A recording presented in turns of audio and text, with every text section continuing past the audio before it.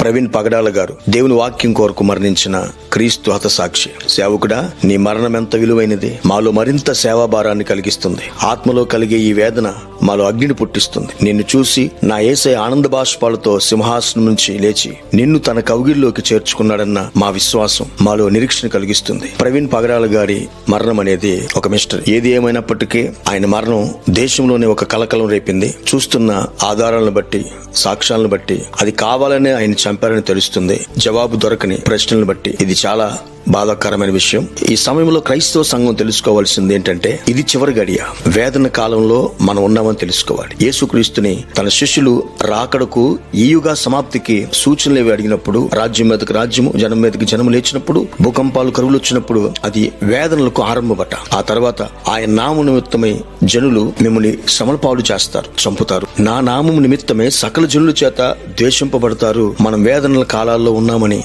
ఈ సంఘటన చూస్తే ఈ వాక్యమే గుర్తొస్తుంది. ఇది సిద్ధపాటు కాలం. ఎప్పుడు ఎక్కడ ఏం జరుగుతుందో తెలియదు. అయితే ఏ క్రైస్తవుడైనా, దైవజనుడైనా దేనికైనా సిద్ధపడి ప్రభు రాకడ కొరకు ఆకాంక్షతో ఎదురు చూసే అనుభవం కలిగి ఉండాలి. క్రీస్తు కోసం హతసాక్షి అవటం అనేది ఎంత భాగ్యమో ఇది ప్రవీణ్ పగడాల గారికి దక్కింది. ఇది అందరికీ దొరకని భాగ్యము. ఇది దేవుడు పిలుచుకున్న ఒక పిలుపు, ప్రత్యేకమైన అభిషేకం. ఇది సిద్ధాంతాలు, దర్శనాలు, పిలుపులు వేరు కావచ్చు, కానీ నిజదేవుని నమ్మే విశ్వాస విషయంలో మాత్రము మేమందరము క్రీస్తు జత పని వారమే.